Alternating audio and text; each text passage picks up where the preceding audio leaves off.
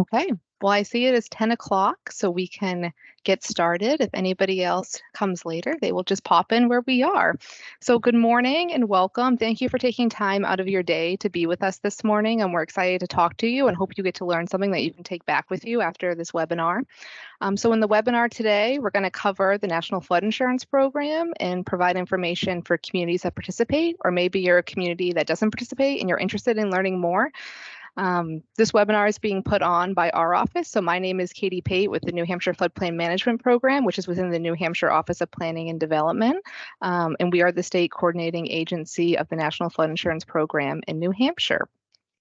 So I do have a few housekeeping items just to go over like we always do before we get into the webinar. So the first thing is that this webinar is being recorded and we will be posting it on our Office of Planning and Development's YouTube page afterwards. All attendees are muted with their videos turned off as well.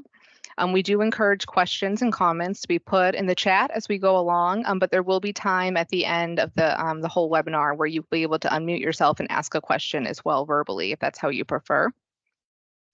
If you are having trouble hearing me or you're interested in using closed captions are available. I believe you would have to turn them on yourself, but I believe if you hit the More button in your Teams window, there should be an option for language and speech, and then you can click Turn on Live Captions. So that's an option. The other thing I wanted to mention that if you are a CFM in New Hampshire and you are looking to get continuing education credits, excuse me, if I can say it, out of this webinar, either shoot me an email separately or just be in touch with me afterwards and we'll be able to get the form for you to submit that for credit for your CFM.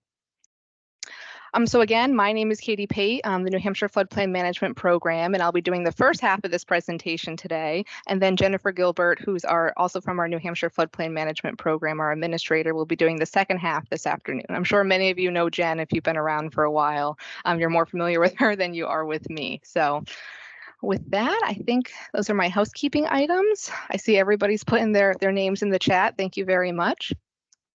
So here's our agenda for the next hour and a half that we have today. We'll obviously be covering the National Flood Insurance Program, and that will include information on the flood insurance, flood mapping, and also community floodplain regulations, and then those minimum requirements that go along with those regulations. At the end, we'll have some time to share additional resources, and then a Q&A as well, as I mentioned. I know we're going over a lot in this short time. I know the NFIP, it's a very technical program and obviously an hour and a half and especially virtual, while it can give you good information, it's not always, we don't go into depth on certain topics within it as we could otherwise. So again, we're going to be giving you some more resources to view afterwards, but also know that later this year and next year as well, we are holding or are planning to hold a training specifically on substantial improvement, substantial damage, where we can go into much more of that detail. We're also going to hold trainings on violations and enforcement. And then we're also planning to hold this basics for community officials training in person as well later this year and next year as well. So just keep an eye out for that as that's coming and may be of interest to anybody on here. So we're actually going to start with a poll question. Let me get my poll up and launched here. Okay, let's launch. Okay, hopefully you're all seeing the poll question on your screen now. So the question is, how familiar are you with the National Flood Insurance Program? So your options are that you've had lots of experience, you're very familiar. You've had some experience, you've heard of it, but you have no experience, or you have no experience and you just heard about it, and this is your very first introduction to the NFIP in general. So I've got some people putting answers in. It looks like the majority of answers are that people have some experience, which is good. Oh, we have somebody who just heard about it, this is the perfect place for all these answers. So there's no shame. Either way, whatever your knowledge is, we're hoping you'll take something away from today as well. So yeah, some more. I've had some experience. I've heard of it, but no experience. Perfect. I'll give people one more second to if anybody else hasn't answered yet.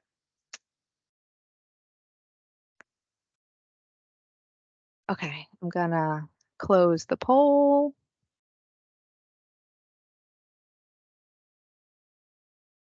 So I'm not sure with polls if you guys get the results of the polls pop up on your screen, but the majority of respondents said that they have some experience with the NFIP, but we did have answers for all four of those categories. Again, there's no right or wrong answer to it. We were just generally curious who our audience is today, and we hope everybody takes something away from this webinar, no matter what your previous experience is. Okay, so I say let's jump right in and we'll talk about the National Flood Insurance Program, or the NFIP, as you'll probably heard it referred to throughout the rest of the webinar. So the National Flood Insurance Program, again, the NFIP, is a program that was created by Congress in 1968. It is a voluntary partnership with FEMA that communities can volunteer to join and participate in. It's not required, though many towns and cities throughout New Hampshire, throughout New England, throughout the entire country do choose to participate. While this is a FEMA program, as I previously noted in a couple slides ago, that the State Floodplain Management Program, which is our office here in the New Hampshire Office of Planning and Development, does coordinate the program at the state level. So the National Flood Insurance Program is often referred to as a three-legged stool because there are three main components of this program. And so those three components are floodplain mapping, floodplain regulations, and flood insurance. And we're going to talk about all three of those today and how they all fit together as well. So for a community to participate in the NFIP, they agree to adopt and enforce local floodplain regulations that meet those minimum requirements that are set forth by FEMA within the program. And then flood insurance is then made available through the NFIP for all property owners, residents, including renters, also businesses in that participating community. So in New Hampshire, there actually are about 94% of our communities do participate in the NFIP. It's 220 in total. So on the map, I know it's small. This map is on our website if you're curious. I know it's hard when you're on the screen on the computer and you're like, oh, where's my town? But so all the communities in white are participating communities. And if you're from a community and you're not sure if you do participate, feel free to reach out to us, and we're more than happy to get you that information or get you in a place where you could participate if you don't already. So while the NFIP is a FEMA program, there are obviously responsibilities at FEMA's level, the state level, and then obviously at the local community level. So for FEMA, their responsibilities are to make flood insurance available through insurance companies, again, for property owners, residents, that can be renters, it can also be business owners as well in those participating communities. FEMA is also responsible for developing the flood maps. They provide development and building guidance and national program oversight, and they also monitor the participating communities for compliance within the program as well. Now at the state level, which is us at the New Hampshire Floodplain Management Program, we provide technical assistance to all stakeholders. So that includes answering questions for anybody who has a question about the NFIP. That is including, but not limited to, community officials, surveyors, engineers, developers, and residents. Basically, if anybody has a question, they can call our office and we can either give them an answer or hopefully direct them into the right place to find that answer. We also provide education and outreach, such as the webinar we're all sitting on here together right now. And we also develop resources such as model floodplain regulations, fact sheets, sample permits, sample documentation, and we assist communities in evaluating compliance of activities in the compliance of proposed activities in their floodplain. And then if there was a disaster to occur, we would provide assistance in the fact where we would help the community ensure that that rebuilding was actually meeting their floodplain regulations as well. And I love this picture on the screen. This is Jen, for those who know her. She's going to be speaking later, but I just love this picture of her out and where there's a flood and raining. And she's just like, hi, in her raincoat out there. It always cracks me up and puts a smile on my face when I see this. And she's probably like, oh my God, Katie, stop talking about me in this picture right now. So now talking about your local community's role in the program, it's firstly important for you as a community to understand your floodplain regulations and then how to use the FEMA floodplain maps. We'll be covering this later on in this presentation in much more detail. But a participating community is also responsible to ensure that there's permits applied for and issued for all development. And we'll talk about what all development means, but in those floodplains, those special flood hazard areas, and then making sure that when that development is built, it is being built to meet your community's floodplain regulations as well. And then, of course, if a violation were to occur, the community would need to take action to correct that violation if it were to happen. Again, so that was our very high level overview right at first. Remember that I said the NFIP is like a three-legged stool. So we have the floodplain mapping, the floodplain regulations, and the flood insurance. And we're actually going to jump into and talk about the first leg of that stool, which is flood insurance. So through FEMA, through us, flood insurance is always recommended, whether you live in a floodplain or not, because flooding can happen anywhere that it rains. So for an NFIP community that participates in the program, anyone in your community can purchase flood insurance through the NFIP, whether they're in that flood zone or not. It doesn't matter. If they're in the community and you participate, that flood insurance is available. Many people don't realize that flooding is not typically covered under traditional home insurance policies. So that's where flood insurance can kind of provide that gap in coverage. There are also grants that are available after large flooding events, but those often require a presidential declaration where flood insurance doesn't. So even an event where maybe 2, 3, or 4, a small amount of properties are affected, that flood insurance would cover you where that presidential declaration obviously wouldn't happen for that small of an event. And of course, I just want to mention again, I think I did, but business owners are also eligible to purchase flood insurance, as well as renters and property owners as well. So there are times when flood insurance is required, and that is if it is a condition of a federally backed mortgage. So the lending institutes will utilize those FEMA flood maps and then the identified floodplains on those maps to determine if a property is in the flood zone or not. This is the responsibility of the lender, and they're the ones that make that decision. And if they determine that the property is in the floodplain, that they would be subject to that mandatory purchase requirement, which means that then flood insurance would be required for the life of that loan. Of course, once the loan was paid off, the property owner could choose whether to continue having flood insurance or not at their own will. And the one thing that we really want to make sure it sticks out here and something that you take away from this training is that even though we're talking about flood insurance right now in this part of the presentation, that your community's floodplain regulations apply for the entire community. So that's any development in your floodplains, as we're going to talk about floodplains or special flood hazard areas. And that's regardless whether or not a property has flood insurance. I think it can be a common misconception that the floodplain regulations only apply on a property if they have flood insurance, but that's not true. Just any development, any property in your floodplain is under your floodplain regulations, whether they have flood insurance or not. So I thought it would be interesting to see some NFIP statistics for New Hampshire. So I pulled these last week. So in total, at least as of last Monday, there was a little over 6,000 total policies in New Hampshire. That's about, I believe that's 1.5 billion. I'm like counting the zeros to make sure I'm saying the right one, of total coverage in force in New Hampshire. And this is just flood insurance. And this is just obviously through the NFIP as well. There is private insurance that's an option, and this is just on the NFIP. In total, that equals about 5.1 million in total premium. So that's what's being paid by the property owners or the policy holders. Since 1978, there's been about 4,100 total claims, which has been a total payout about $54 million as well. So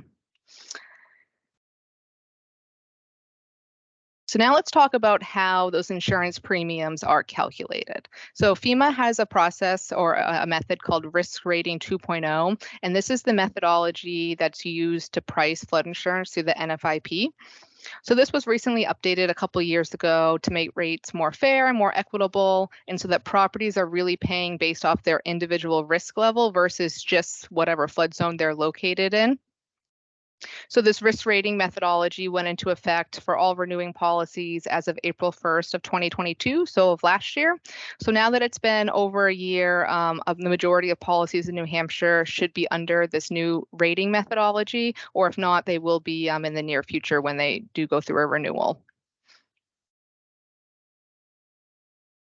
So with the introduction of this risk rating pricing methodology, it's called Risk Rating 2.0. This has changed how the flood risk and thus your policy premiums are calculated for properties in the, throughout New Hampshire.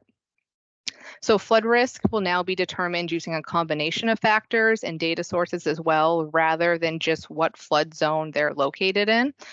So as shown on this graphic, and it's going to be on the next couple slides, I'm going to go through what those many factors are that determines that specific property's risk. So the first factor is it considers where a property is located. So that includes the distance to the flooding source and also the ground elevation of that specific property. The second factor that is considered is how the building is built. So these building characteristics include building occupancy, foundation type, first floor height, the number of floors, machinery and equipment, where it's located, what is it elevated to, how many flood openings, if any, the structure has, the construction type, and also the unit location within, if it's within a larger building as well. And then the third and final factor that's considered with this pricing methodology is what is built and covered, meaning the replacement cost and then coverage. So this includes obviously the building replacement cost value. So if it was to be damaged, what would it cost to replace it? And also the deductible and the contents coverage that's chosen by the policyholder. And so within the NFIP, building coverage and contents coverage are selected separately by the policyholder as well. So because of all these factors, each individual property's premium is different, which means one house, has this property premium based off its specific risk, and the house right next door that could not be that far away could have a completely different, assessment of risk and have a different policy premium. So it really depends on the structure and the specific location as well. So if you're new to flood insurance in general before today, so flood insurance through the NFIP can actually be purchased through your current insurance company or insurance professional, where they utilize what they call this risk rating engine. So risk rating 2.0 is the methodology, and then this engine is where they put in all the information from these factors and it generates that premium. So for those with renewing policies that are now being transferred to this new rating methodology, it's very important to verify that all those rating factors with your insurance provider, just to ensure that your premium is accurate of your actual flood risk as well. With this new rating methodology, it actually eliminates the requirement for an elevation certificate. Again, that's just for insurance purposes. It doesn't mean it eliminates it in your floodplain, your community's floodplain regulations. But now that elevation certificate is not required, it may be helpful, but it's not required as far as insurance goes. There's also an expansion of mitigation discounts. So communities who participate in the community rating system or CRS, they're now able to provide their discount to all policyholders within the community, not just the ones within the flood zones. So all policyholders can get that discount. And then it also means that the preferred risk policy, which was for structures in low risk areas, and also grandfathering, those are also just being phased out, because now all policies, no matter where you are, it's just determining that specific property's risk. So every single property is now being determined using this risk rating engine that FEMA has. So things that are not changing with this new methodology is that the flood insurance rate maps, the flood maps, will still be used for your community floodplain management and planning purposes. So your flood maps are not going away.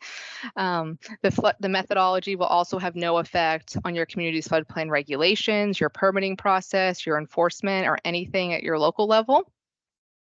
The lender requirements for federally based mortgages, as I mentioned a few slides ago, those are still staying. That's not changing at all. And also remaining the same is the process to remove a property from a flood zone or a special flood hazard area. So that's called a letter of map change, sometimes a letter of map amendment. That process is also not changing with this new premium methodology. So for floodplain administrators, it's important to know, obviously through the flood insurance maps, they're no longer being used for insurance purposes. They're still very much being used for your community floodplain management and also planning purposes within your community.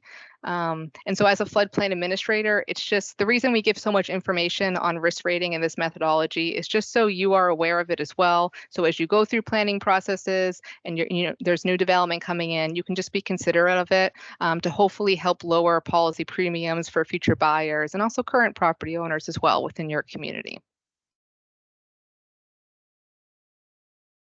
So here's a page. We will be posting this deck of slides, and I'll also be sending it out via email afterwards. So don't feel like you have to, jot down everything super quick as we go through this today. But we do have some more resources that you may want to look at afterwards regarding flood insurance and this new risk rating methodology for policy premiums. So we have one on our website. FEMA has their own webpage, and then FEMA also has a fact sheet for each state that kind of gives an overview of how the overall policies premiums are changing as well. And so now I actually have a trivia question. I'm going to launch that. And the reason it's a trivia question is because we did not cover this. So it truly is a trivia, and you'll either guess it right, guess it wrong, and hopefully you'll know afterwards. So I'm going to launch that now.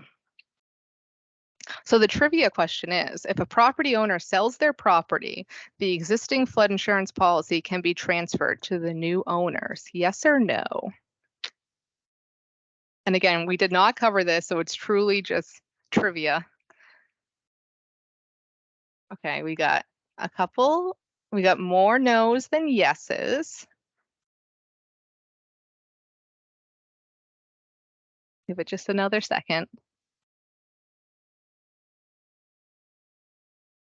Okay. I think we got everybody who wanted to answer. So let me close poll. Again, I'm not quite sure if you guys see the results, but if not, I'll read them to you so you're not like, oh, what's the answer? But so the majority of people, 67% said no, while 33% said yes. And actually, the answer is yes, it can be transferred. So if the existing flood insurance policy is lower than what that new policyholder would be quoted as their full risk premium, the new owners may be able to keep the lower cost at the time of the transfer. But again, that's something we always refer people to actually talk to their insurance agent, their insurance professional, as I am not an insurance professional, but it's always good to kind of see if those lower options are out there cost-wise and if they qualify for that as well. Okay, so that was our floodplain, our flood insurance leg of the stool. Now we're going to go in and talk about floodplain mapping, which is our next leg of the three-legged stool for the NFIP. And then following that, we'll talk about floodplain regulations, and then we'll have our wrap-up and Q&A at the end. So flood insurance rate maps, or the FIRMs, as they're commonly called, are produced by FEMA, and they show the different flood zones for an area. I'm going to flip through. We have a couple examples on the slide here. The maps also come with a flood insurance study report, or a FIS report, and those contain more detailed information about the map. As the maps are updated, they are done in county-wide sets. So as many of you know in your community now, you probably have one for your county. So for example, like Rockingham County has their own sets of maps, Stratford County, Hillsborough County, etc. The exception to this is just Belknap County, which has the oldest sets of maps in New Hampshire, and those are actually community-specific base maps. But we're hoping that that will be changing shortly as there are many projects underway and new maps will be released across the state. So the FIRMs, again, the flood insurance rate maps, how are they used? So they are used by community officials to determine which areas of your community are subject to your floodplain regulations, which then of course determines what building requirements apply for development in those areas. So the flood insurance rate maps are also used by the lenders again to determine which properties are required flood insurance as a condition of their mortgage. And then they're also just available. So if the public has a question about their flood risk or understanding their flood risk in an area, they're available as well too. Now what is shown on the flood insurance rate maps, those FIRMs, again, this is the 1% annual chance flood. So this is the magnitude flood that has a 1% chance of happening in any given year. This was the standard that FEMA chose for use in the NFIP. Obviously, larger and more severe floods can and do happen, just as smaller and less severe floods can and do happen. That 1% annual chance flood is also commonly called the base flood or the 100-year flood. And then the areas of this 1% annual chance flood on the flood insurance rate maps are called special flood hazard areas. You've probably heard me mention that a few times already in this presentation. So special flood hazard areas, SFHA, those are your flood zones on the map. So the special flood hazard areas on the maps are then obviously divided into your different flood zones, and those starts with the letters A and the letters V. I wish it was Z so I could say the beginning of the alphabet and the end of the alphabet, but it's not quite the end of the alphabet, it's almost with V. So these zones, beginning again with the letters A or V, those are your high risk or medium risk areas as determined by the maps, and that is where that flood insurance would be the condition of a mortgage. And these are also the areas, again, beginning with the letters A and V, this is where your local floodplain regulations apply in your community.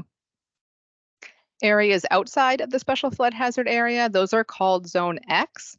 So Zone X are the low risk areas, and thus that's not, there'd be no flood insurance, the condition of a mortgage there. And then also this is where your floodplain regulations would not apply unless, of course, your community has adopted higher standards where your floodplain regulations apply outside of the high risk flood zones as well. So again, I know the screen is small, but you'll see there's a picture of a firm on the map. So those high risk flood zones, again, that's that 100-year flood. The zones that start with either A or V, those are on the newer digital maps are shown as blue. Sometimes they also might be like a shaded gray if you're looking at a paper map as well. And then Zone X, that would be the gray area. So on these newer digital maps, it's not labeled Zone X, it's just gray. But on older maps, they might be labeled as Zone X. They could also be labeled as Zone B or C, which is a different older methodology the maps had at the time. And then also, if you see on this map on the screen, there's like this orange or brown area on here. Let me just get my laser pointer here. You'll see this right here.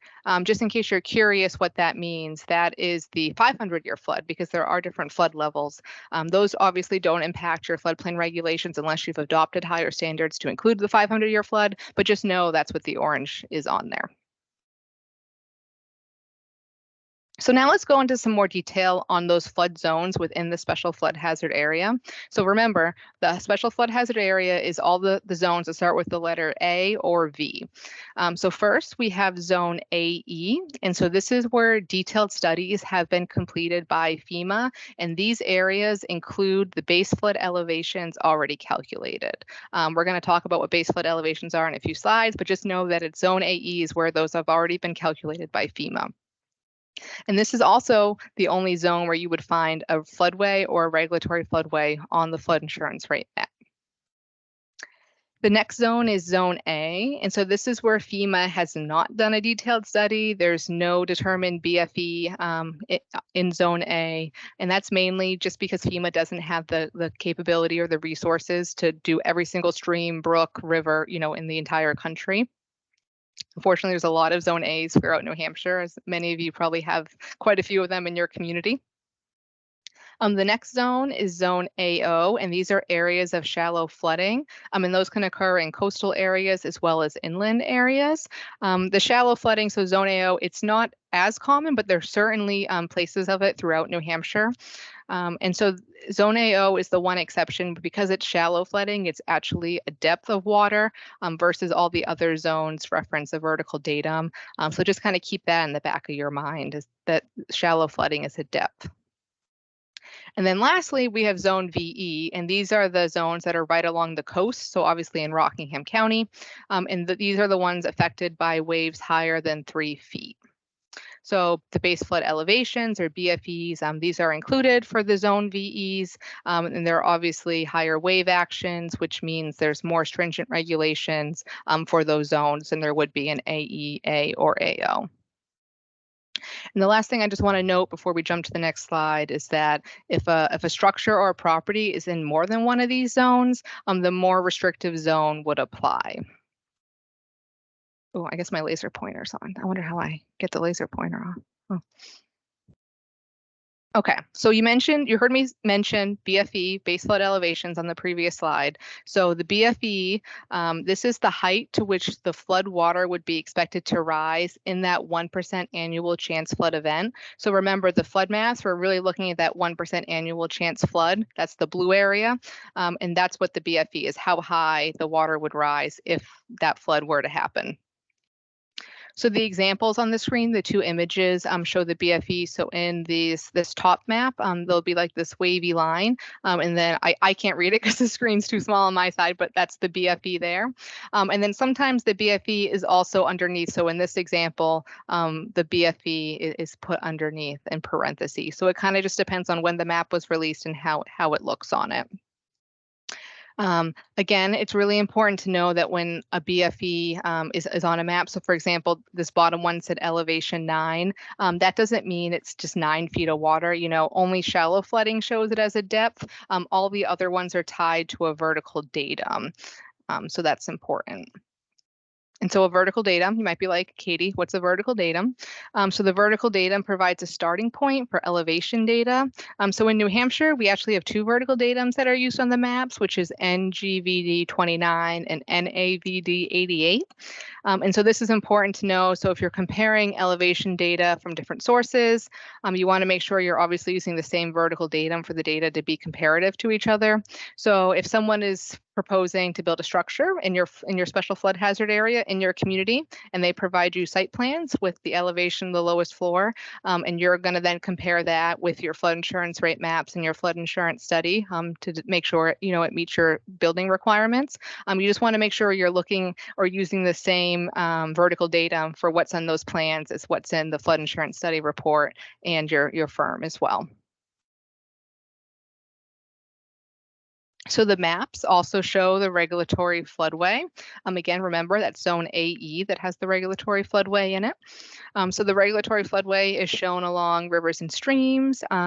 Most likely on the right-hand image here, you'll see it as a red and blue hatch on the digital maps. And the regulatory floodway is the channel of a river or the adjacent land areas that must be reserved in order to discharge the base flood without increasing the water surface elevation. This is also where if a flood were to occur, there'd be the fastest moving water. And so obviously that sounds scary, right? So that's why there's more stringent building regulations and requirements in the floodway versus the other flood zones, because that's where that fastest water is. And that's also where that area is reserved for that flood and that water to go.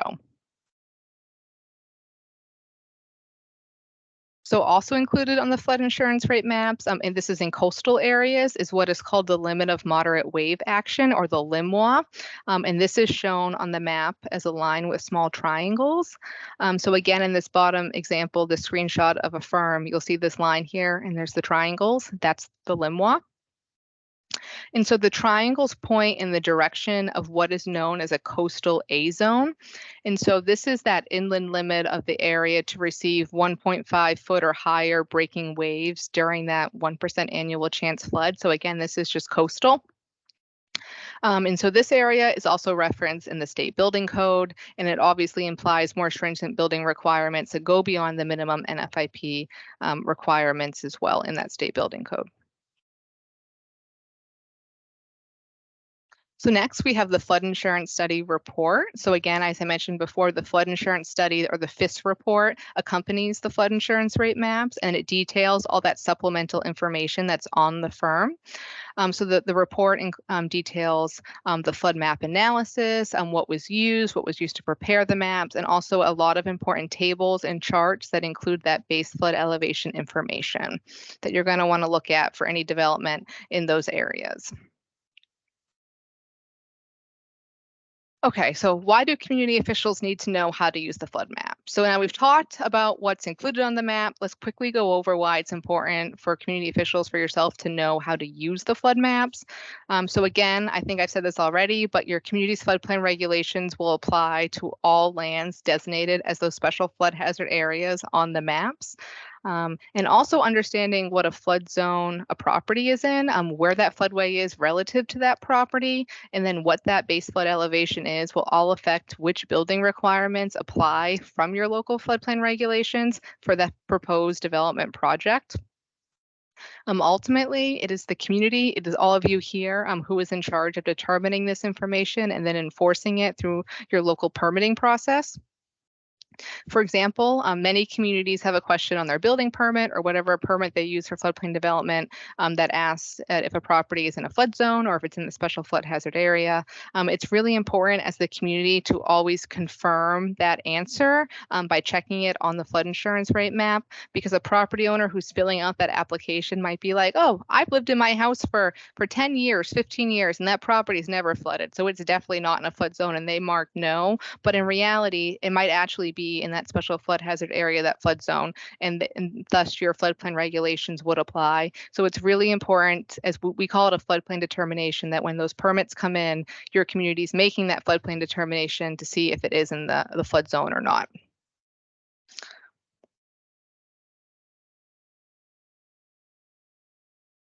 So again, FEMA is the one who develops and publishes all the flood insurance rate maps and the flood insurance study, the FIS reports, those products, and they periodically conduct mapping updates that lead to new updated maps.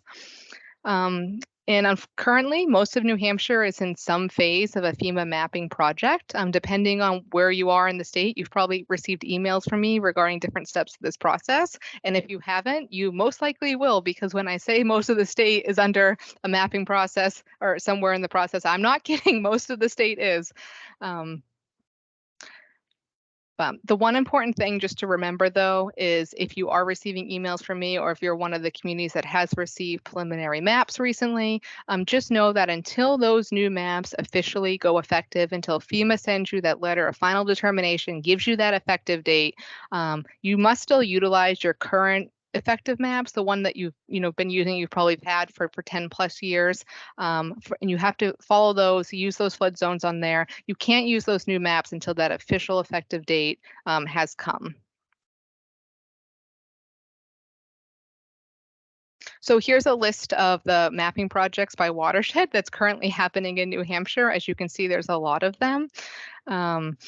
One thing I would direct people to is if you ever have a question about, is my community in a mapping project, where does it stand? One place you can go is on our website. We have a current a mapping project webpage where as we receive the information from FEMA, we update that and we try to keep that as up to date as possible. So that has all the information on it. Another thing that could be confusing is that so when FEMA does the analysis, when they dig in and they do the studies and determine everything, that's done at the watershed level. And then what they do is they release the maps at the county level. So for example, in the Pemigewasset watershed, like that study is already done, but currently preliminary maps are out for Grafton County. But maybe the nearby county that's also in that watershed, they haven't received the map yet because FEMA's only released for Grafton County. So just know that if you have a neighbor that's maybe you're on the county line, it doesn't mean that you're automatically getting new maps because they're done by watershed and then they're released at the county level. And hopefully that didn't confuse anybody more, because it confuses me sometimes when you get into all these different watersheds and counties and you're like, oh, is it this watershed? Oh, but this county, and maps as well. So, okay, I have another trivia question. And again, this is something I didn't cover. Okay, so the trivia question is, a community must go to their annual town meeting or city council to adopt new maps into their floodplain ordinance. Yes or no?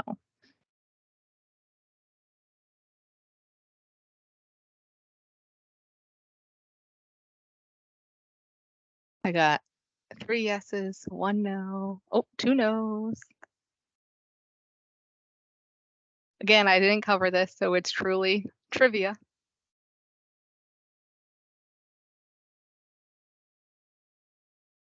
I think we're waiting on maybe one more. I'll give it another second.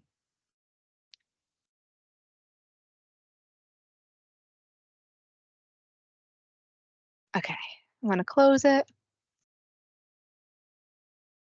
So it looks like the majority of people said yes. The remaining said no. So this is a tricky one, but the answer is actually no. So while all amendments to your municipality's local floodplain regulations obviously must follow your community's zoning amendment procedures, there's an RSA in New Hampshire. It's RSA 67457 that allows municipalities to adopt the new flood insurance rate map, so the new firm, and that FIS report, that new date through a resolution by your local governing body. Now that's just the date. That means everything else in your ordinance has to be in order, obviously through your town meeting, through your city council, however you do zoning amendments in your community. But just that date can be done by a resolution through the governing body. So when FEMA gets to the point where they're like, oh, the preliminary maps, we've gone through all the steps, we've gone through the 90-day appeal period, they have their process, and they issue that final step, which is called a letter of final determination.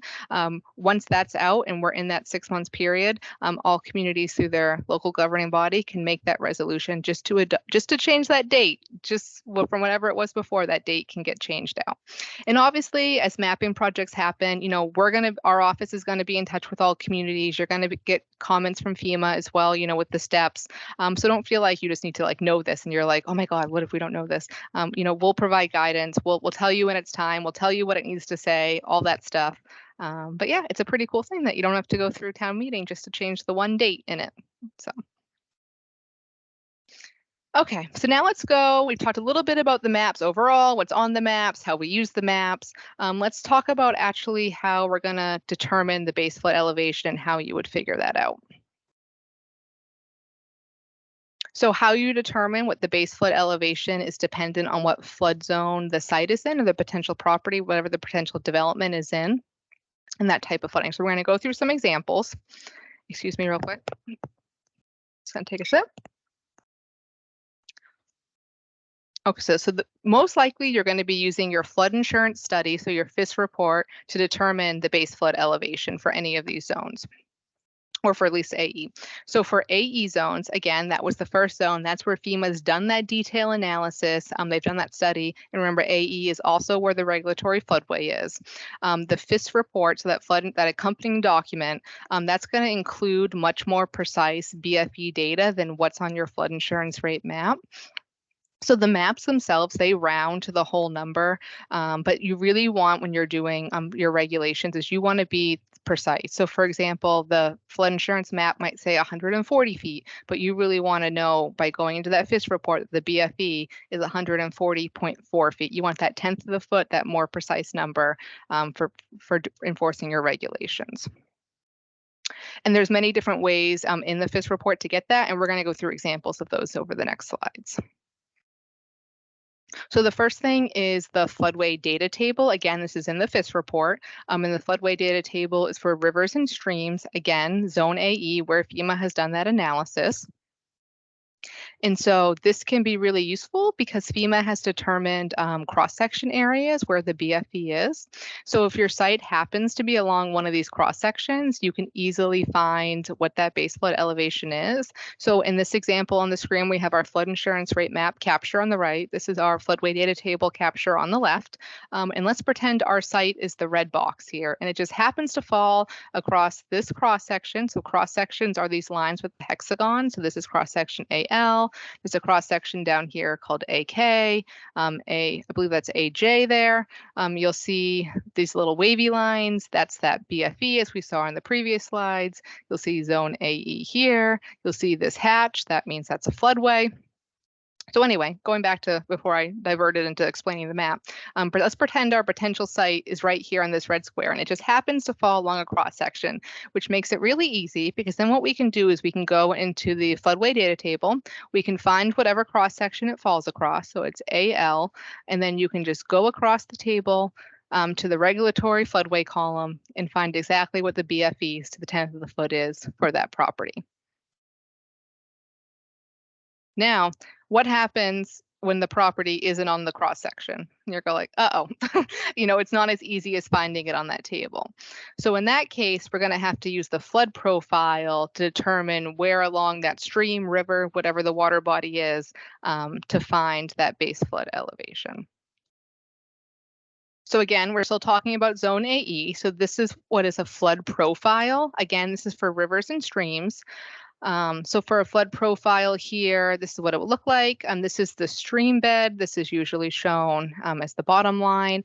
And then you'll see through the legend that there's actually multiple different floods shown on these flood profiles. But remember, the NFIP looks at the 100-year flood, which in this case happens to be the second line from the top of the flood profile.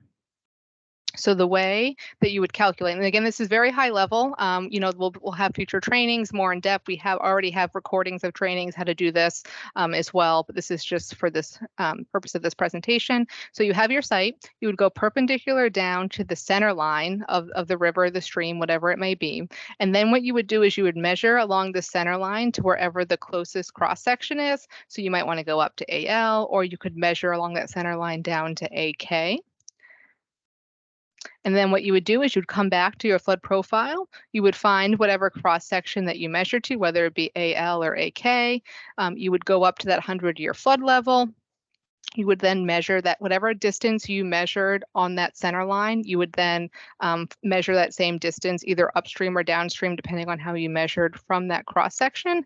Find that location, and then you would drag it over and look at the y-axis, which would show you the base flood elevation to the 10th of the foot as well. And that's where you would get that number. Again, I know that was really high level, a very quick overview.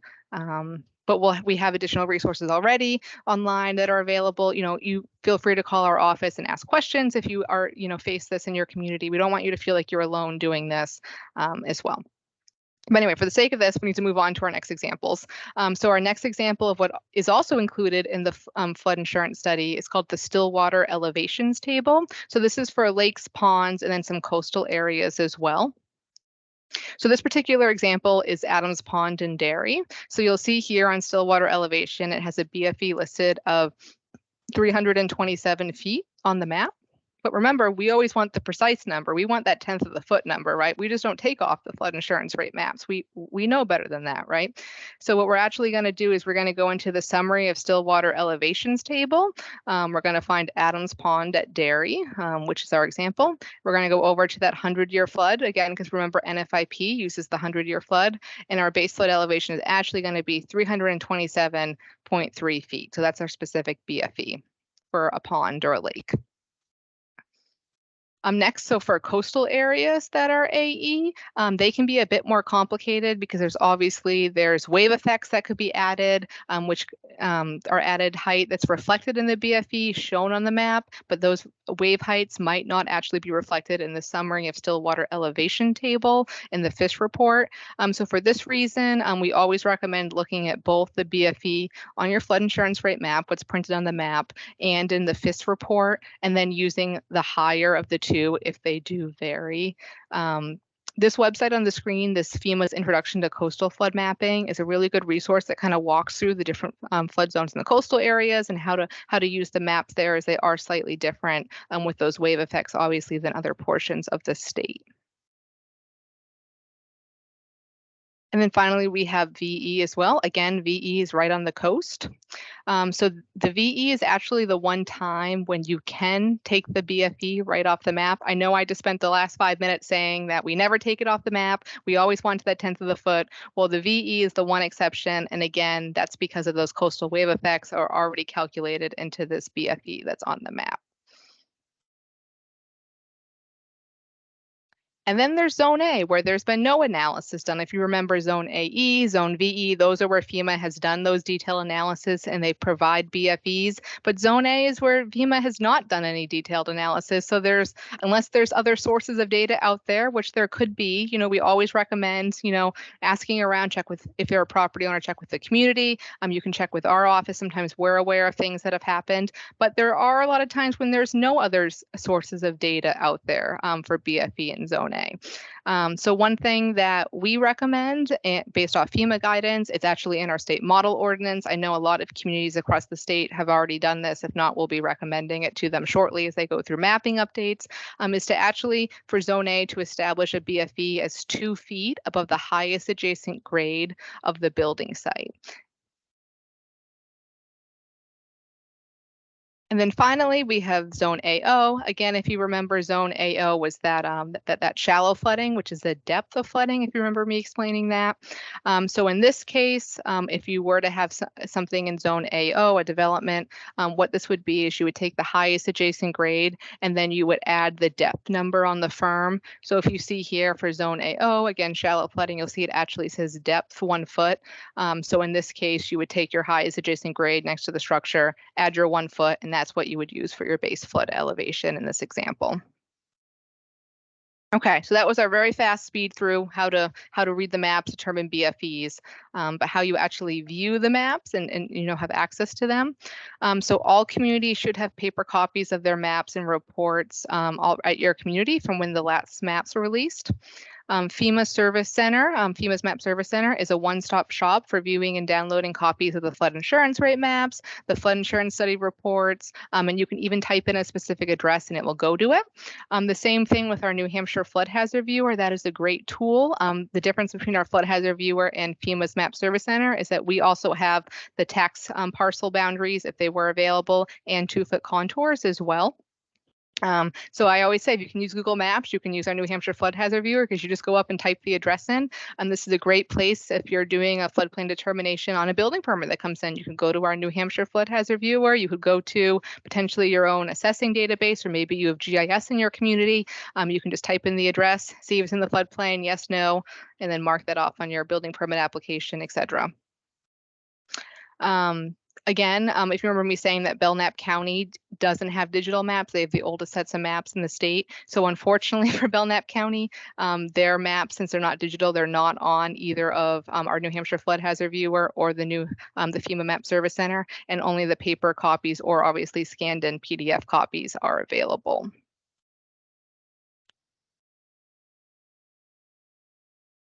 Again, this is just a screenshot of what FEMA's FEMA's Map Service Center is.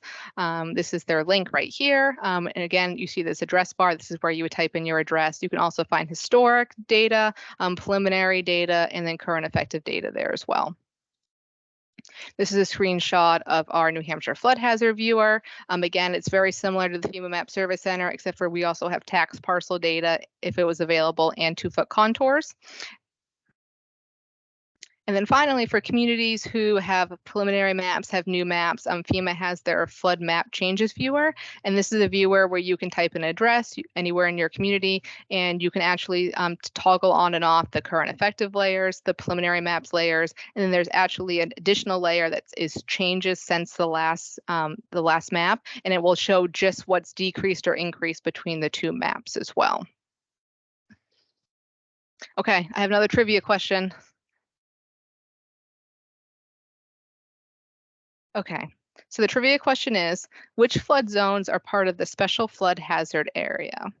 Answer A, zones A, B, C. Answer B, zones A, AE, and AO only. Answer C, A, AE, AO, and VE. Or the last answer D, zones E, I, EI, and O. I see a couple answers coming in. I'll give it another second for people to answer the trivia. I did cover this one. This is not one that was just pure trivia. This one we did cover. I'll give it one more second because we don't quite have all the responses that we did before. Okay, let me close it. And it looks like everybody selected the correct answer, which is very exciting. So zones A, AE, AO, and VE are the zones in the special flood hazard area. Okay, I have another trivia question. Okay, so which flood zones could you find in a floodway on one of the flood maps? Would you find the floodway in zones A and AE? Would you find it in zone AE? Would you find the floodway in zone X? Or is the floodway not even part of a flood zone?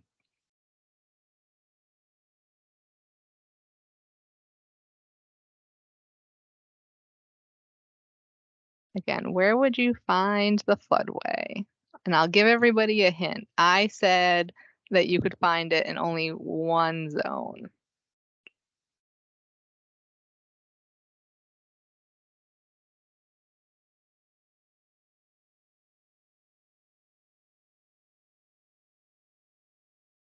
Okay, I think we got everybody. So. Yep, so it looks like the majority. So the floodway is only found in zone AE. Again, that floodway is only in the areas where FEMA has done their detailed analysis. Obviously, the detailed analysis have been done in zone VE as well, but VE is coastal, so you have the waves and the ocean. So only AE would you find that floodway. And at this point, I'm going to hand it over to Jen. She's going to talk about the third leg of the stool, the floodplain regulations. All right, thanks, Katie. Good morning, everyone. We're just about 5 minutes to 11, and I will be taking you through the third leg of the stool, which is floodplain regulations. So let's get started. All right, as Katie mentioned, as part of a community's participation in the NFIP, the community must adopt and enforce at least the minimum NFIP requirements. Enforcement of these regulations helps communities minimize future flood damage, keep people and property safe, and keep flood insurance rates affordable for property owners. These floodplain regulations are local regulations. FEMA does establish them in the Code of Federal Regulations, but they are adopted and enforced at the local level. So to help communities put together these minimum requirements, our office has put together a basic model floodplain ordinance which contains these minimum NFIP requirements. And most communities have adopted these. When you join the program, we do make some slight revisions over time, but we usually let communities know about that when we do that. So the minimum NFIP requirements are a good start, but some communities may need something more than just the minimum requirements, because it's all dependent on what the community's flood risk is and how much development or non-development you have in your community. Because the thing is buildings can still suffer damage. Floodwaters can extend beyond those floodplain boundaries on the map or can rise higher than the determined height of that expected 1% annual chance flood. Development or other changes in the watershed since the map was created, can certainly change flood flow, flood heights, can alter what is going on in the watershed. Some flood events exceed the 1% annual chance flood and will flood differently than what is shown on the floodplain map. Certainly increased participation in other related events due to climate change that are not accounted for on the floodplain maps, because the floodplain maps don't account for future conditions. So again, flooding will happen differently than what is shown on the floodplain map. So communities can choose to adopt higher standards beyond those minimum requirements to address some of these issues.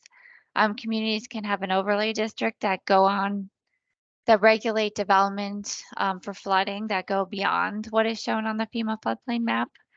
And then I'll be talking now in the next slide about some other higher standards, but just wanted to point out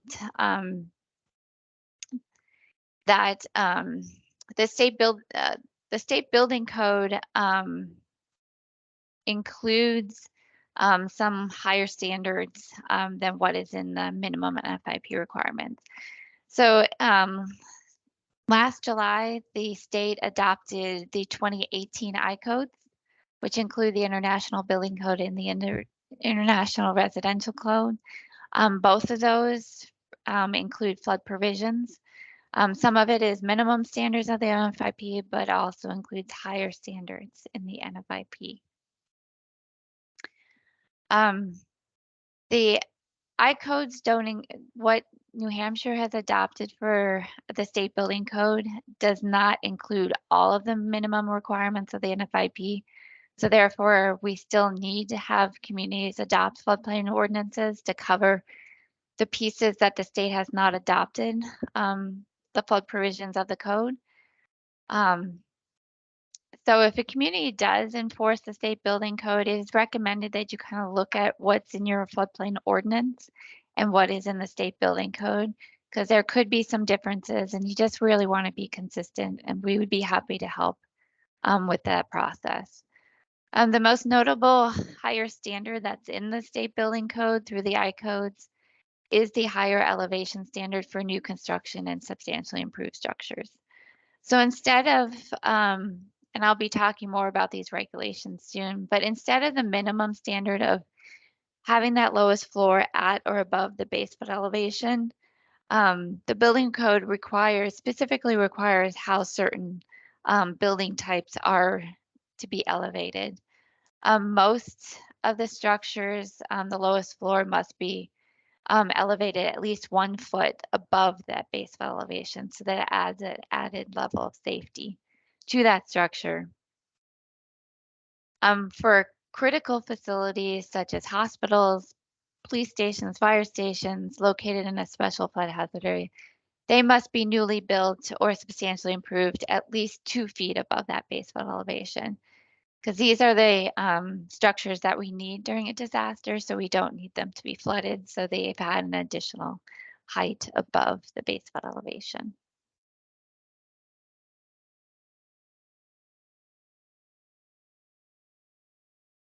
Okay, sorry, I am going to go back there because I missed something here. Back to when we were talking about higher standards, that we developed 2 documents that kind of will help communities if you do decide to enforce higher standards. So first, we developed a higher standards model floodplain ordinance. So this document includes some higher standards and then some administrative procedures to kind of help with the community and the applicant to really know and understand the processes that are involved with enforcing the floodplain standards. In addition to the ordinance, we also created an accompanying notes document that accompanies that ordinance that really gets into the details about the higher standards, identifies the higher standards, and it kind of explains why we've included it in the model ordinance. We've also include references to the state building code. And we try to tie in the state building code with the minimum and NFIP requirements, all in this one document. The second document that we developed, some communities don't feel comfortable adopting the higher standard model ordinance, and just know that you don't have to adopt the whole thing, you can adopt pieces of it.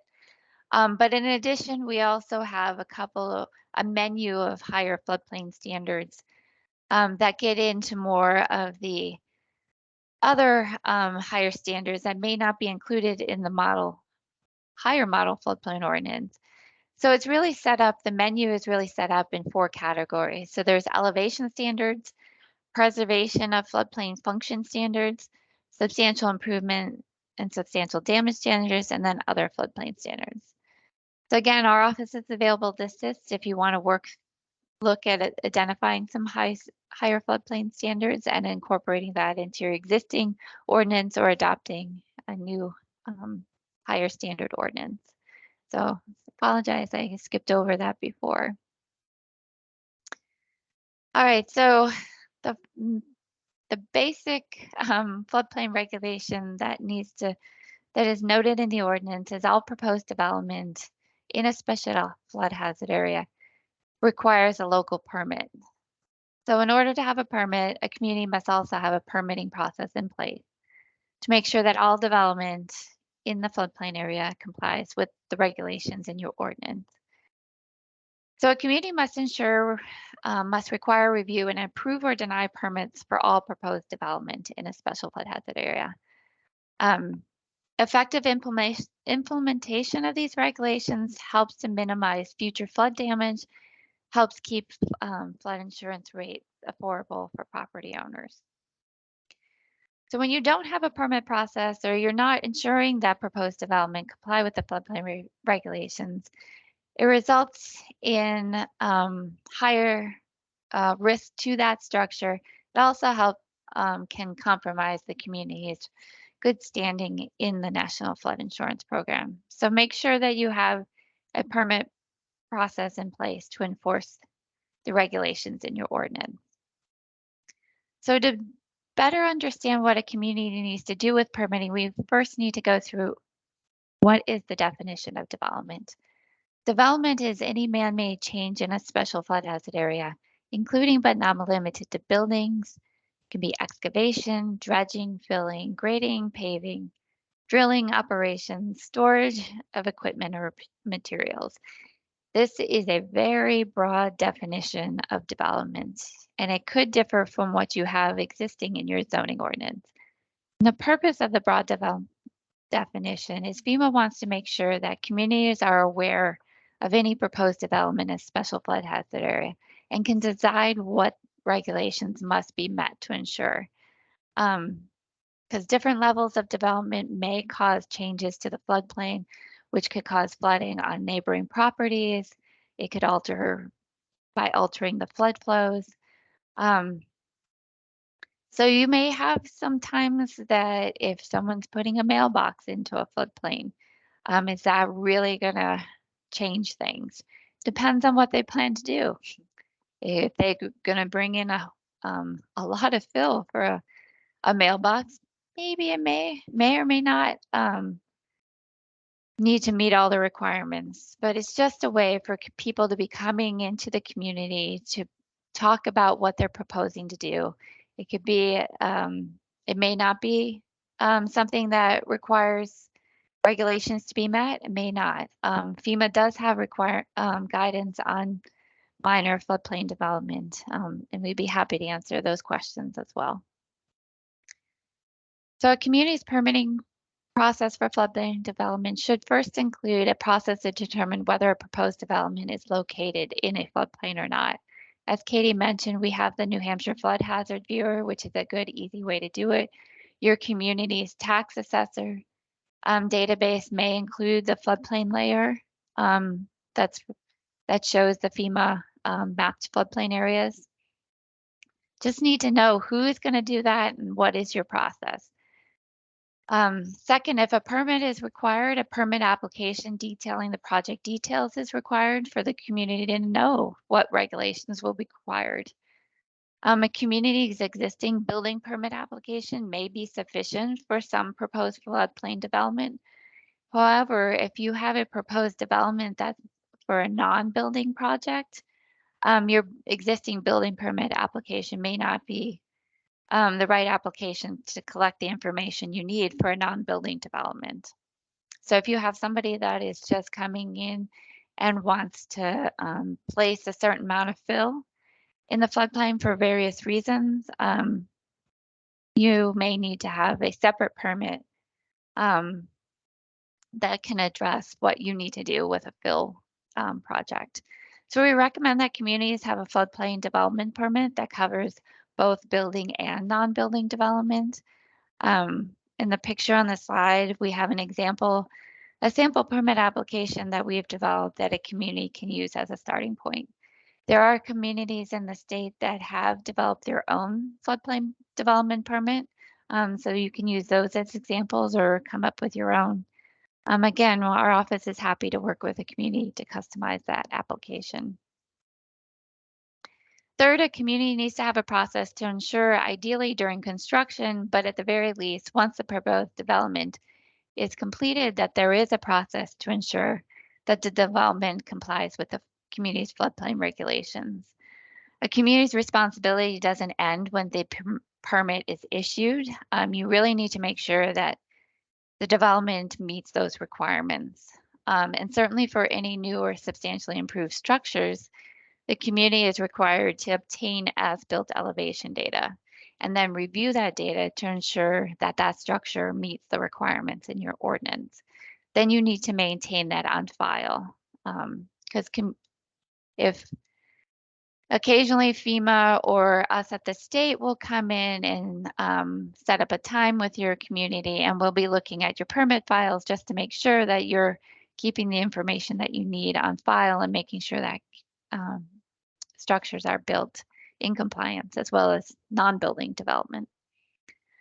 So fourth, if a development is found not to meet those community floodplain regulations, the community must follow their same enforcement process, just like any other zoning violation, to address non-compliance. And our office is happy to help you work through that process as well. So to help communities document these permitting processes, our office has developed a fact sheet called Guidance and Best Practices for an Effective Local Floodplain Management Program. This document really provides guidance to communities on who and what should be involved in each process.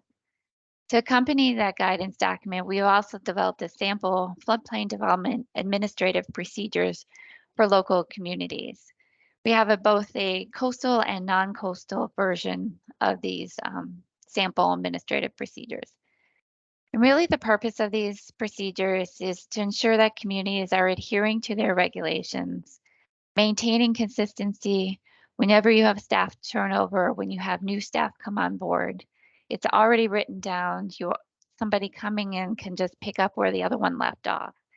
And just to really remain in good standing with the NFIP. As I mentioned before, our higher model floodplain ordinance does include many of these same administrative procedures.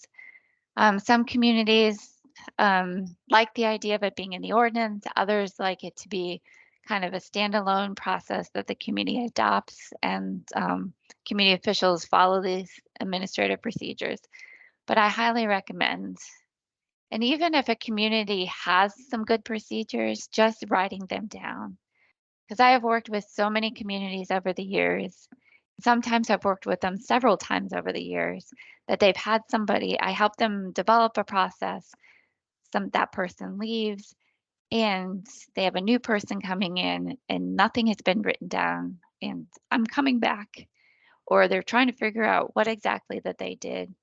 It's just an easy way to be consistent and just make sure that everybody is on the same page as what everybody needs to do and what needs to be done. It keeps everybody out of trouble as well.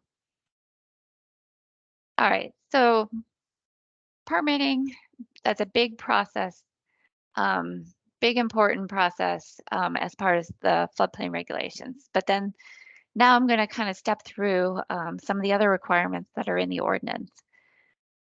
So another requirement is that an applicant must secure other permits from federal and state agencies before the local floodplain permit is issued. So these can be common other permits that are needed or from DES in order to meet shoreland or wetland requirements, because floodplain and shoreland and wetlands kind of intersect each other. But just making sure that those are in place before you're issuing your floodplain permit.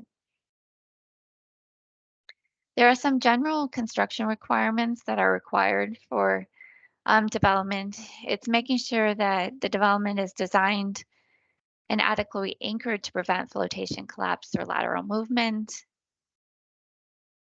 Constructed with flood-resistant materials. And FEMA has some really good guidance on flood damage resistant material requirements. So recommend looking at that if you're needing some assistance with that. And just using methods and practices to minimize flood damage. There is other requirements related to utility and mechanical equipment, also for water systems and sewer systems, including septic systems. For the utilities, there is a FEMA guidance that gets into a lot of detail specifically about each utility or each mechanical equipment. So it's a great resource if you need help with that. Really, the best practice is to require utilities be elevated at least to the base flood elevation, if not higher, especially if your community is requiring that the lowest floor be elevated 1 or 2 feet above the base flood elevation. The minimum requirements state that utilities can be below, but they need to be protected so that water can't get into those systems. But really the best practice is really to get it up the same level as that lowest floor. And speaking of the lowest floor, the standard, minimum standard for new construction or existing structures that are being substantially improved, which I'll be talking about soon, is that the lowest floor must be elevated to or above that base flood elevation, at a minimum at that base flood elevation. Several communities have adopted standards that are higher than that. That term is used as freeboard. It's really a nautical term, if you've heard it before, related to boating. But for floodplain management, it's a factor of safety that is usually expressed in feet above that base flood elevation.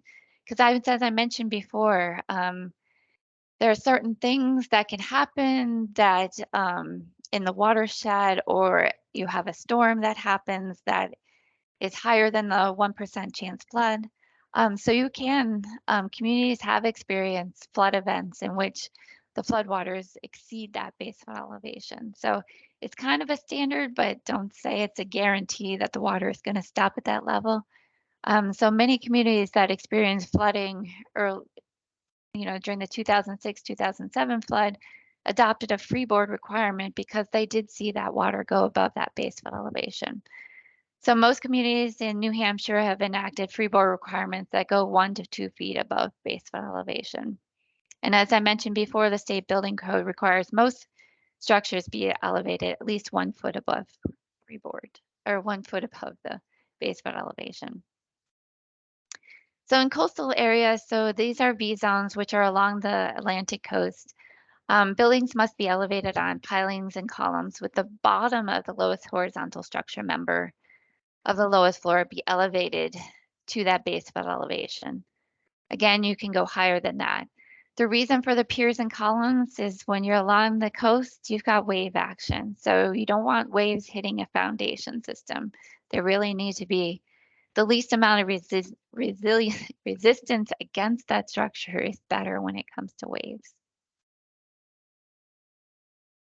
Katie mentioned this already. We have a lot of Zone A areas which don't have a designated base flood elevation, and we really don't have a lot of other sources in New Hampshire of other base flood elevations. So we are working on getting communities to adopt this standard of requiring that the lowest floor be elevated at least 2 feet above the highest adjacent grade. That is in our basic and our higher standard model ordinance. The reason for that is it is related to insurance, but there's too many times that I've been in a community where if you don't have a base flood elevation, it kind of seems like, well, then you can build however you want. Let's go sink a basement into that. You don't want to do that because the property owner is going to be hit with likely with a higher flood insurance premium. Community is not doing what they should be doing, even though we have really vague regulations. So we're trying to fix that to make sure that everybody is aware that if you don't have a base flood elevation, there is some standard that you should be following. So in general, when a community or when a structure is built or newly built in a floodplain area, you need to get that lowest floor to that base flood elevation. So how do you do that? Most cases, you use an enclosed foundational area to help get that lowest floor up there. And in order for that floor above that enclosure to be considered the lowest floor, the enclosure needs to meet 3 criteria.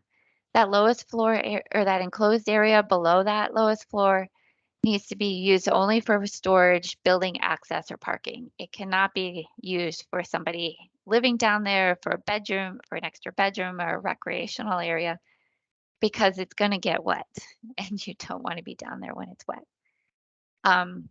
So that floor of that enclosure cannot be below grade on all sides because that's considered a basement. We'll be getting into basement shortly. And the reason I say it's going to get wet is because that enclosure is going to be below base flood elevation because that lowest floor above it is going to be at or above it. So you need to have flood openings in the walls of the enclosure. So what that means is you're allowing openings to be in there to allow the water when it does rise to go into that structure because without those openings, the water is going to be putting pressure on those exterior walls. And with nothing inside, there's nothing to push back. So the water goes into the openings, it fills up inside, it's putting pressure on the walls from the inside and the outside, which releases that, eliminates that hydrostatic pressure. So when all three of this criteria is set, you're good. That lowest floor, that floor that's above that enclosure is considered the lowest floor. Everything is good. Now again, if you're in the coastal B zone areas, you don't want, you cannot have enclosures because, well, you can have enclosures, but they have to meet certain criteria. Ideally, you want it to be free of obstruction because you've got the waves coming in. But if you do have an enclosure below the lowest floor in the coastal area, it has to be a breakaway wall so that if the waves start hitting it, it's going to break away so that it's not taking other parts of the structure away.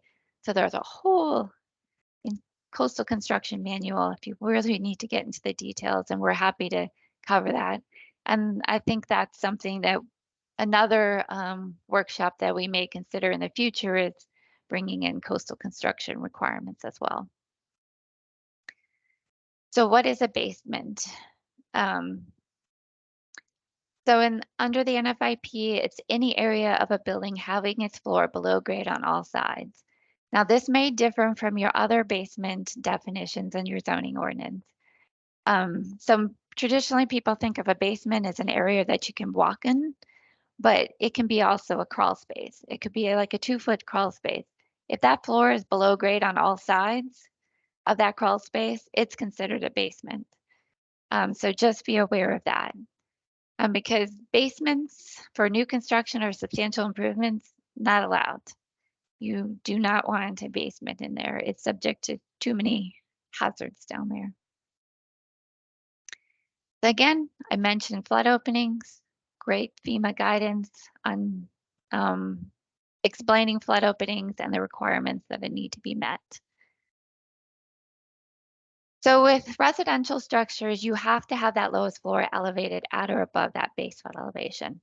Non-residential structures, so nobody is sleeping in that structure, they have two options. Non-residential structures can be elevated to that to that base flood elevation, or they can have their that lowest floor below base flood elevation, but the area between the lowest floor and where the base flood elevation is needs to be dry flood proof. So it needs to be watertight so that water cannot get in.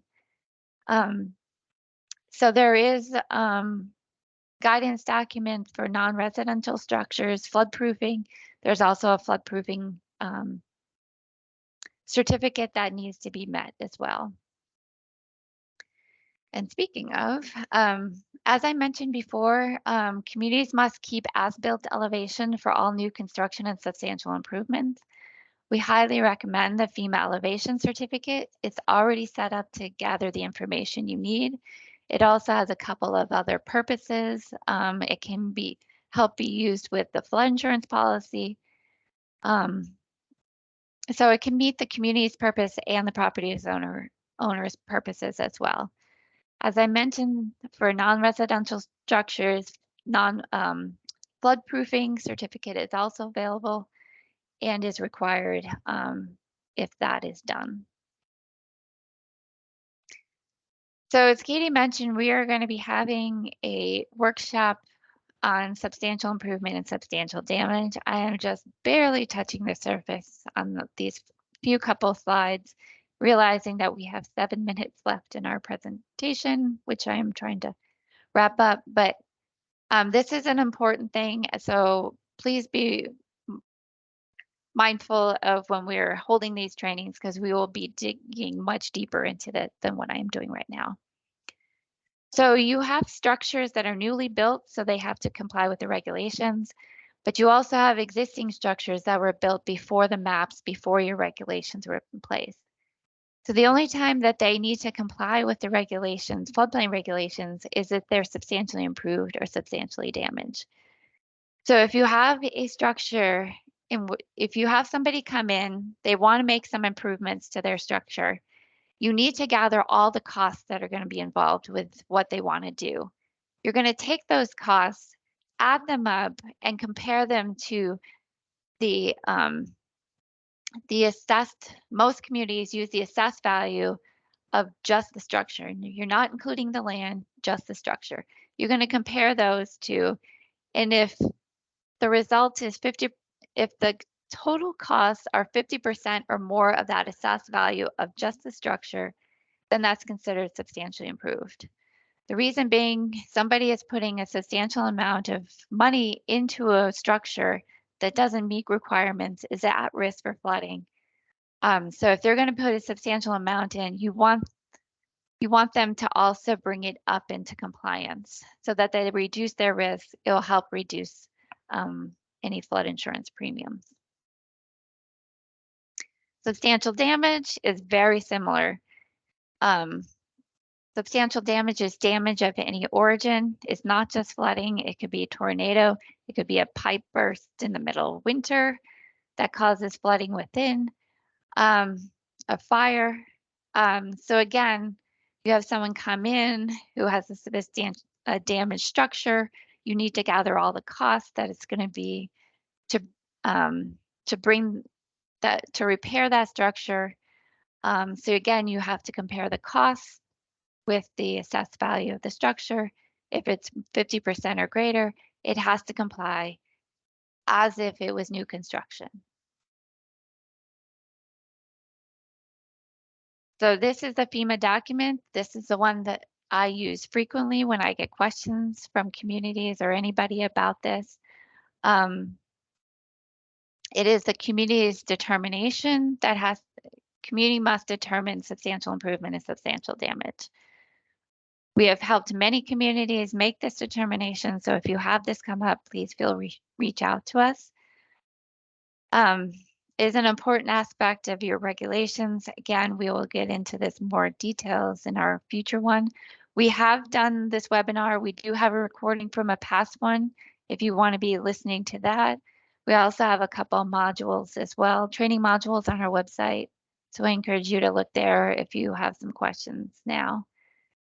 Also on our website, we have a substantial improvement in damage application packet that we put together that you can customize for your purposes.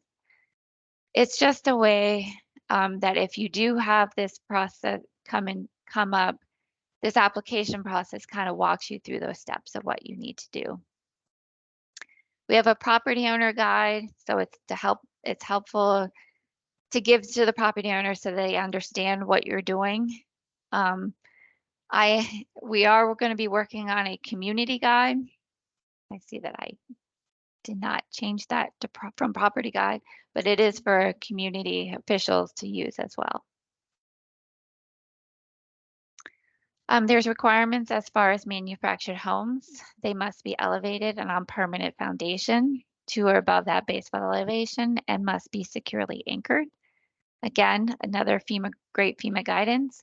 If you have recreational vehicles in the floodplain, there are certain requirements that they have to be on site fewer than 180 consecutive days or 6 months, or they must be fully licensed and ready for highway use. So they can't have any structures attached to them because they would not be highway ready. And if these requirements are not met, then RVs must comply as if they're manufactured homes and be elevated and anchored. Katie talked about floodway requirements. There are specific requirements that if you're any encroachments in a floodway requires some type of analysis to show that that proposed encroachment is not going to increase the base flood elevation. We do have some cases, especially along the upper Connecticut River, where you have a zone AE without a base flood or without a floodway. That is very similar, that no encroachments can happen unless you do an analysis to show that the proposed encroachment will not increase the base flood elevation more than 1 foot.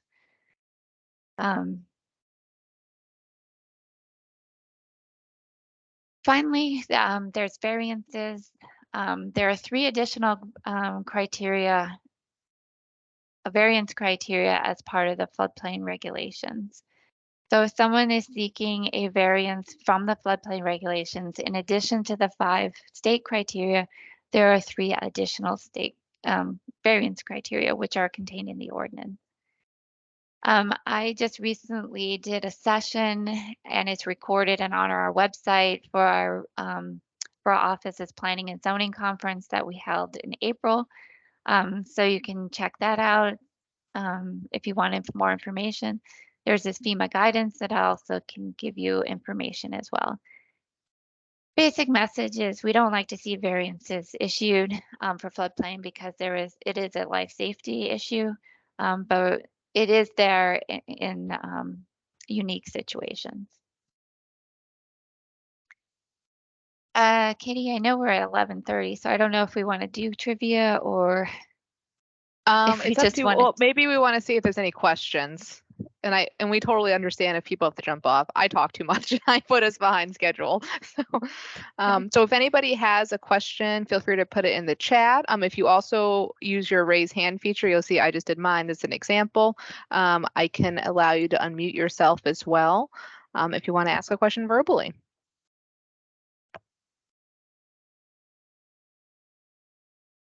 Otherwise, kind of what we have left is just some key takeaways and kind of our contact information. So then we can quickly wrap up if nobody has questions. Yeah, I'm not seeing any hands raised or any questions in the chat. So, all right. So we will just go ahead and wrap up. And just a couple of key takeaways from our presentation today. Make sure you're familiar with your community's floodplain maps and your flood insurance study. If you don't know how to make a base flood elevation determination, we'd be happy to walk you through that process. If you haven't done so, check out the New Hampshire Flood Hazards Viewer. It's a great resource and an easy way to kind of get a look of whether or not something is in the floodplain or not. Just participate and stay informed about all the FEMA mapping projects that are out there. Make sure you have an effective permit and enforcement process for development. And please look at those administrative procedures. Again, if you don't have any, or if you do, just make sure you have them written down. It's just saves a lot of time and effort in the end if you have those, especially with any kind of staff turnover. Understand the floodplain regulations and get familiar with them. You know, this was kind of a basics to cover everything, and we did it very short, but we're looking at kind of breaking this down by topic just to dive deeper into some of these. So just stay tuned for those. And just contact Katie and I if you have any questions that come up, or this is what we're here for. We have a lot of great resources. If you're not on our Floodlines newsletter, just email us and we'll get that on the list. All of our trainings are posted to our YouTube channel. The newsletter is where we provide information about trainings and other information, and our website as well has a lot of information. So here is our contact information, and we'll be happy to answer any lingering questions, but we realize we're at our time, so we thank you for your time. And we'll hang out for a little bit if anybody has questions pop up, but otherwise we are good. So we wish you a good day.